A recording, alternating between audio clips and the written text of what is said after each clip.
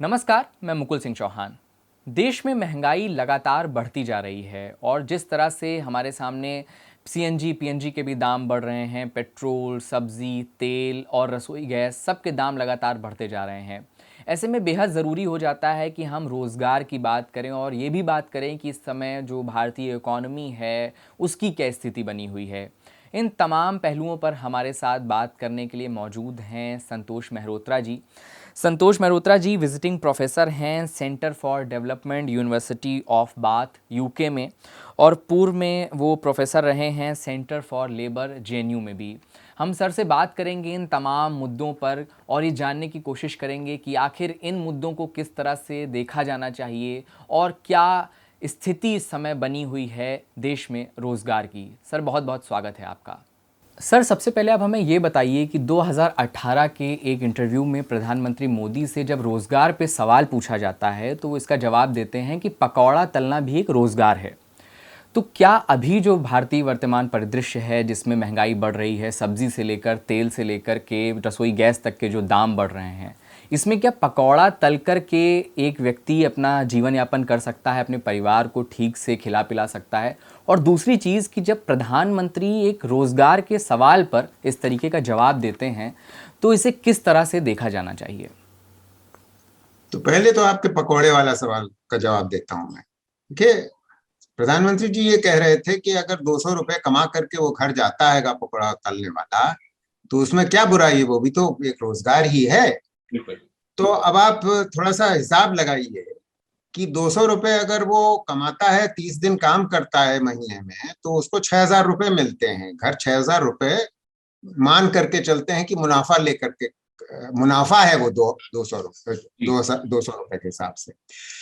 तो 6,000 रुपए अगर आप 19-20 में देखें तो वो जो भारत देश की एक गरीबी रेखा है, जिसको हम तेंदुलकर पॉवर्टी लाइन कहते हैं, वो गरीबी रेखा की आमदनी से कम है।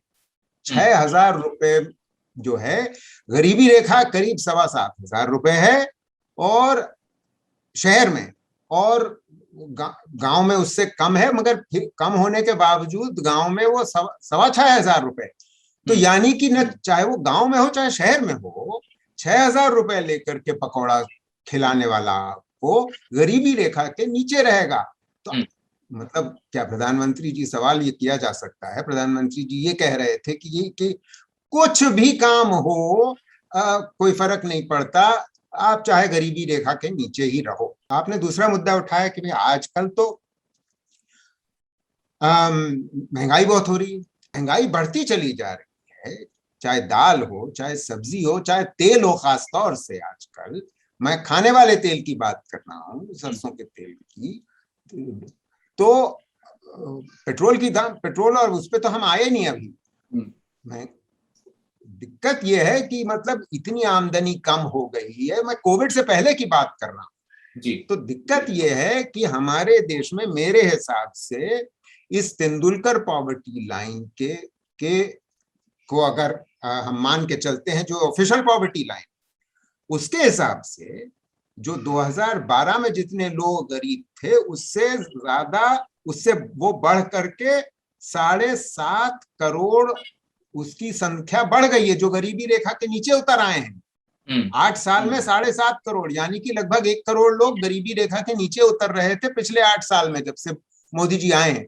तो ये पकोड़ा वाला काम जो है किसी काम का नहीं है, असली बात ये है।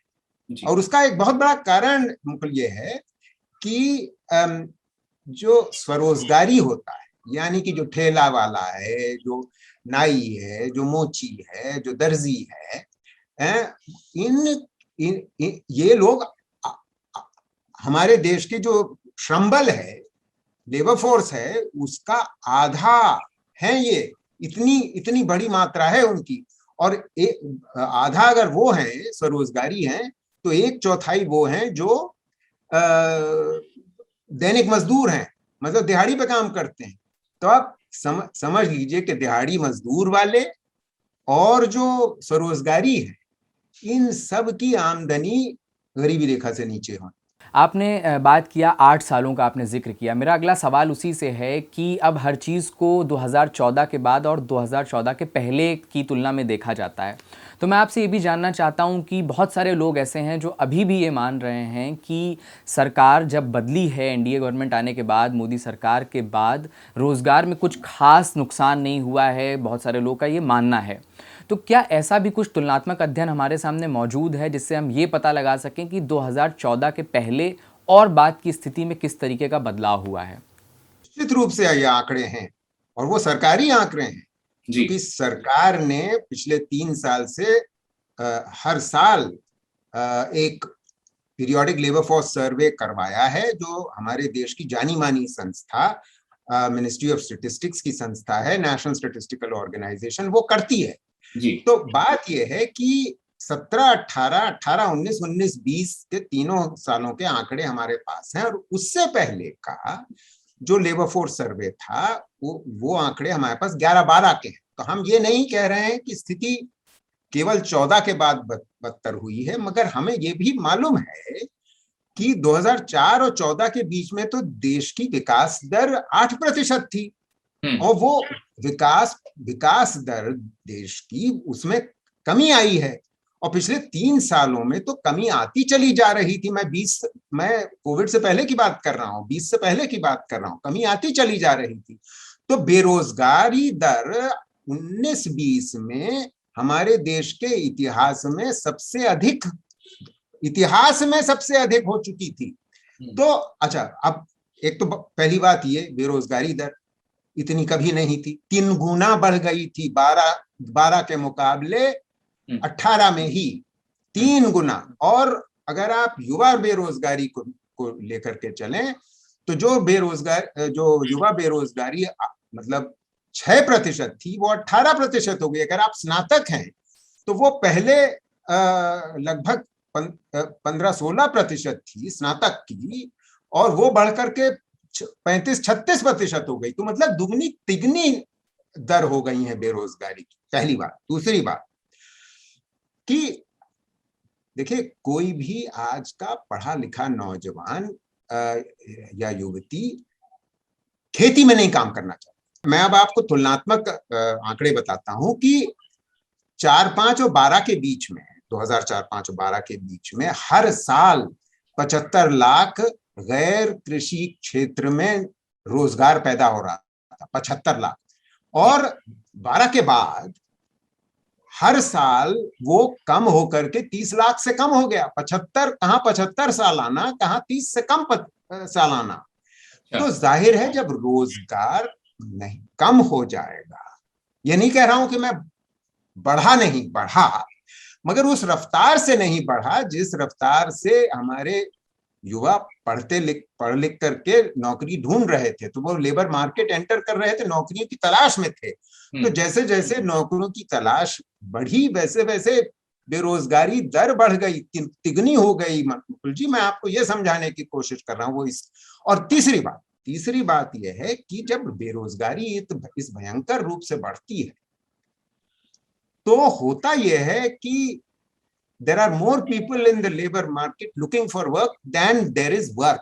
तो यानी कि डिमांड और सप्लाई का असंतुलन हो जाता है। इसका असर यह होता है कि जो रोजगार दर है, मतलब जो मजदूरी है, उसमें कमी आ जाती है। मैं इसी से जुड़ा एक और भी सवाल ये करना चाहता हूं कि बेरोजगारी को सिर्फ इस तरह से नहीं देखा जाना चाहिए कि नौकरी नहीं है, इससे बहुत सारे और भी पहलू जुड़े हुए हैं। अभी हमारे सामने वर्ल्ड ग्लोबल हंगर इंडेक्स आई हुई है, विश्व भूख सूचकांक, जिसमें कि भारत 116 देशों में 101वें स्थान पर है। और जिस तरह से बहुत कंपैरिजन किया जाता है आसपास के देशों से, तो हम पाकिस्तान, बांग्लादेश और नेपाल तक से पीछे हैं उस सूची में। तो क्या ये भूखमरी है, रोजगार बेरोजगारी है, इस सारी चीजों को जोड़ करके अगर हम देखें तो क्या ये जो बेरोजगारी है ये इस पर प्रभाव डाल रही है, और इस पर आप क्या कहना चाहते हैं?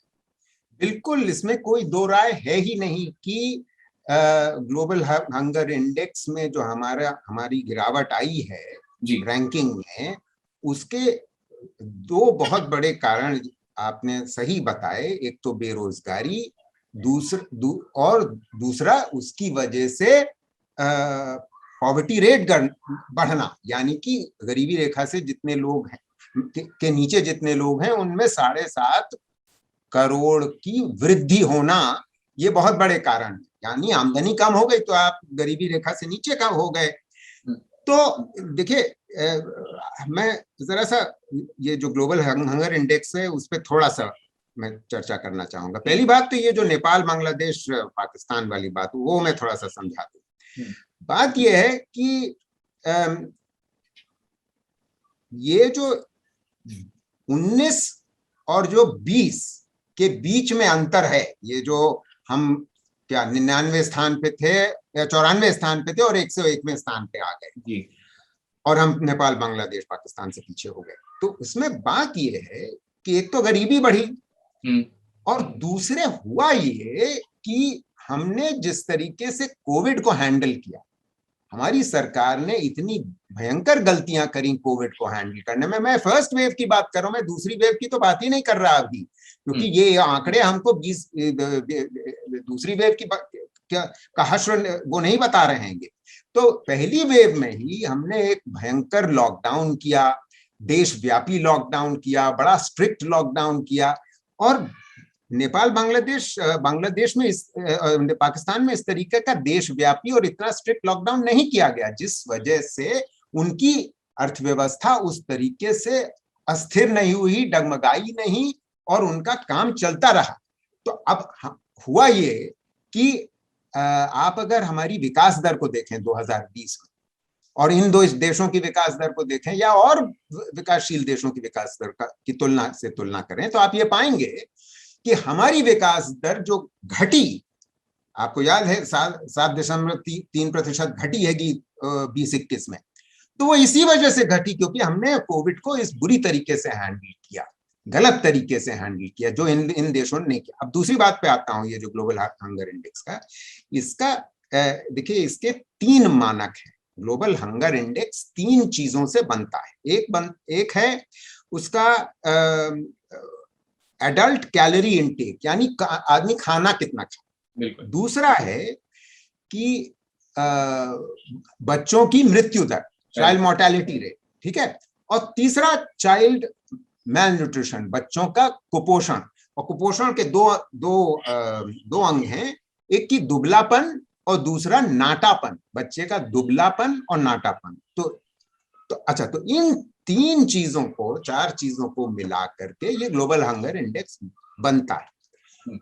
तो ये जानना बहुत जरूरी है कि जब गरीबी बढ़ेगी, बेरोजगारी बढ़ेगी, तो एडल्ट्स में कैलोरी इंटेक कम होगा। परिवार में जब आमदनी कम होगी तो बच्चा भी कम खाएगा, सिर्फ वयस्क ही कम नहीं खाएगा। पहली बात, जब बच्चा कम खाता है तो वो दुबला होता है, ठीक है। और दुबलेपन का ये परिणाम होता है कि रैंकिंग आपकी गिरती है।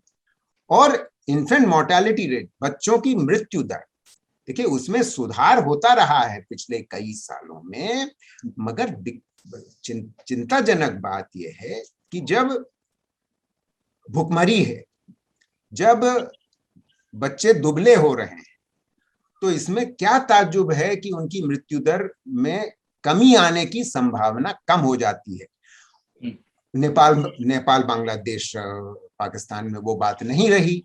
तो देखिए, दिक्कत तो ये होती है कि सरकार को अपनी कमियों को, कमजोरियों को मानना चाहिए, मगर उल्टा सरकार ने, जब हम ग्लोबल हंगर इंडेक्स में हमारी रैंकिंग कम हुई, तो उन्होंने ये कहा कि ये तो एक ओपिनियन पोल, गैलप पोल के आधार पे ये डिसाइड किया गया है कि हमारी रैंकिंग क्या होगी, जो सरासर गलत है, सरासर झूठ है, सरासर गलत है। और माफ करिएगा, सरकार ने अपनी नाक कटवा ली दुनिया के सामने ये कह करके, क्योंकि ये बात गलत है। बड़ी सीधी सी बात ये है, बोला गया कि वैज्ञानिक तरीके से इसको नहीं निकाला गया है। बिल्कुल गलत।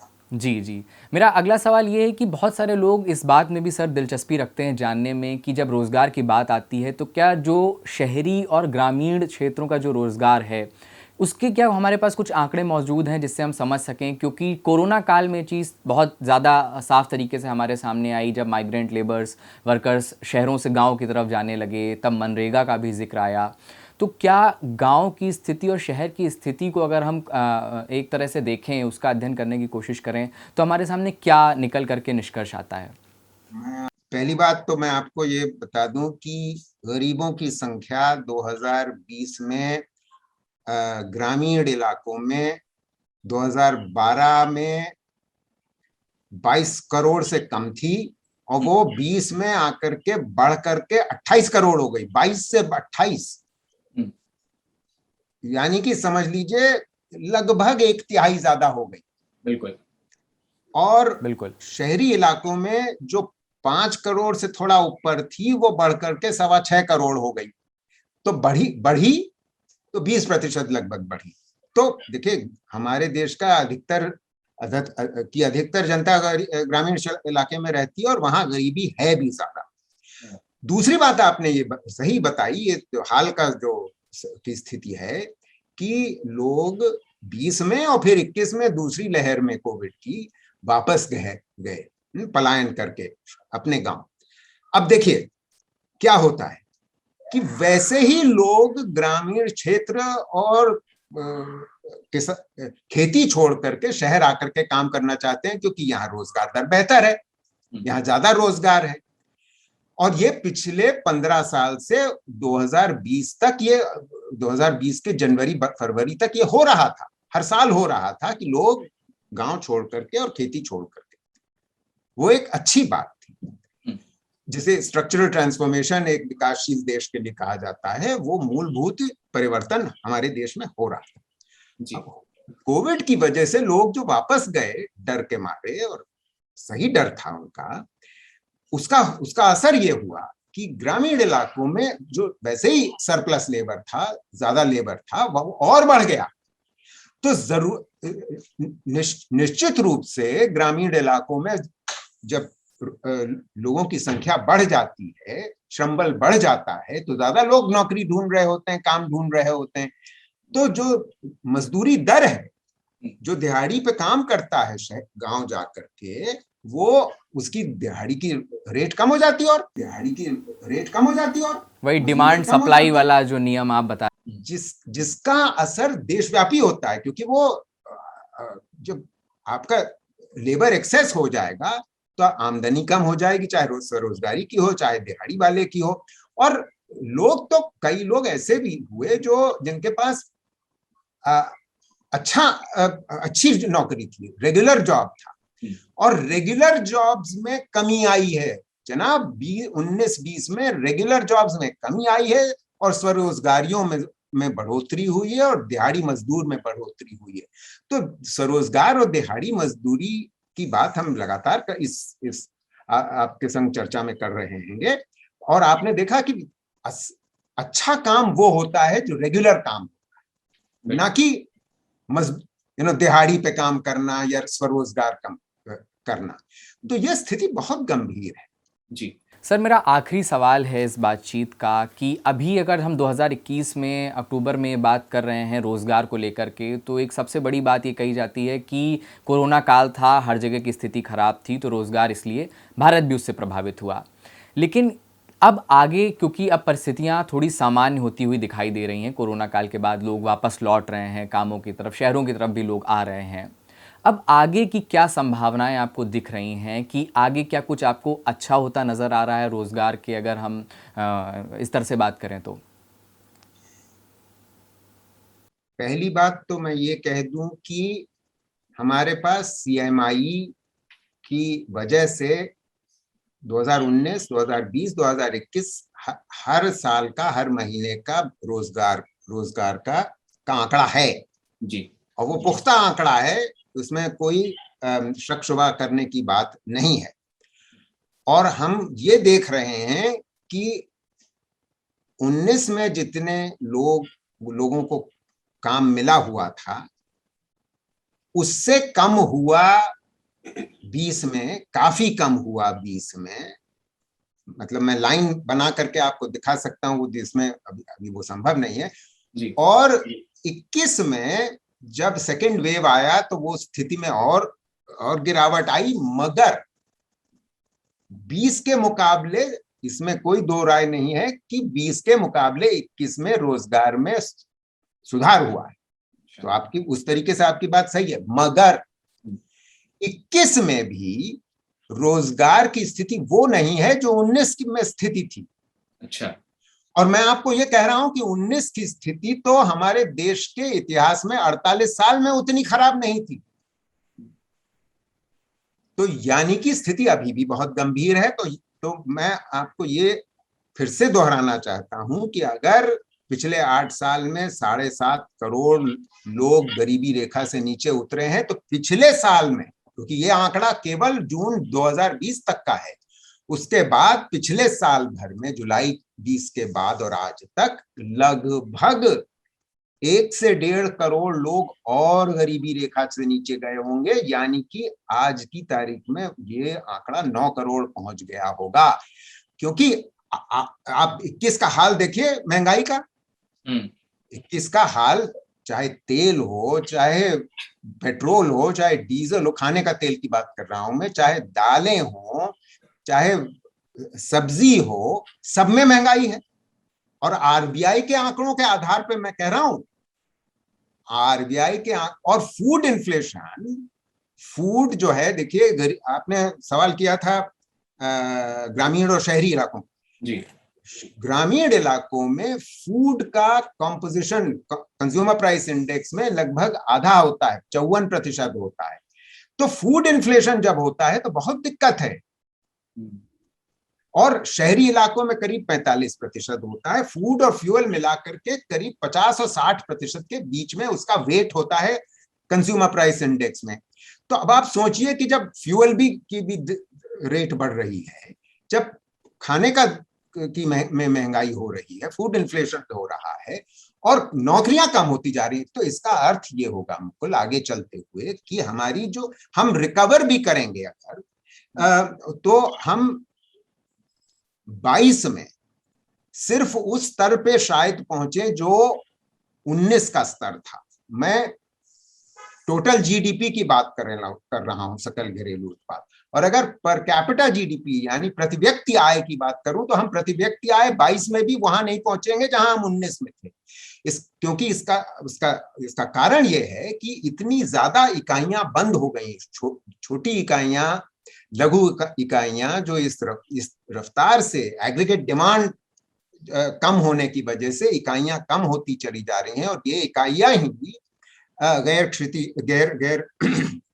कृषि क्षेत्र में नौकरियां देती हैं और वो बंद होती चली जा रही हैं। तो इसका मतलब यह है कि आप भूल जाइए कि हमारी विकास दर 6-7% पहुंचेगी, क्योंकि 6-7% तो हमारे लिए अमूमन बात हुआ करती थी।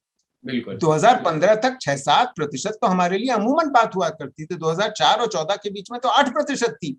तो मैं ये कह रहा हूं कि इसको दोबारा 6-7 पर पहुंचने में भी 5 साल लगेंगे अभी। तो स्थिति बहुत गंभीर है। क्यों? क्योंकि इन्वेस्टमेंट रेट कम हो गया है, कंजम्पशन कम हो गया है, सरकार कंगाली के कगार पे खड़ी हुई है। सरकार पैसा खर्च करने में बहुत कंजूसी बरत रही है, जो हमारा एक फिस्कल स्टिमुलस होना चाहिए था, जो सरकार को अपनी जेब से बोरो करके चाहे खर्च करना चाहिए था, स्टिमुलस देना चाहिए था जिस प्रकार का, वो हमारे देश में उस प्रकार का स्टिमुलस नहीं प्रदान किया गया हमारे देश की जनता को। और विकासशील देशों के मुकाबले भी, विकसित देशों से तो तुलना छोड़ दीजिए, अगर वो किया गया होता और आज भी कर दिया जाए तो ये विकास दर में सुधार और नौकरियों की दर में सुधार हो सकता है। बिल्कुल। तो सर बहुत बढ़िया, बहुत बहुत शुक्रिया हमसे बात करने के लिए। जिस तरह से लगातार महंगाई बढ़ती जा रही है, उसमें रोजगार के इस मुद्दे को गंभीरता से इस पर बात की जानी चाहिए और इस पर विचार करके इसका कुछ समाधान भी जरूर निकाला जाना चाहिए। बहुत बहुत शुक्रिया सर हमारे साथ इस पूरी बातचीत के लिए। द वायर के और वीडियोस देखने के लिए सब्सक्राइब करें और बेल आइकन पर क्लिक करें। स्वतंत्र पत्रकारिता की आर्थिक मदद करने के लिए डिस्क्रिप्शन में दिए गए लिंक पर जाएं और अपनी राशि चुनें।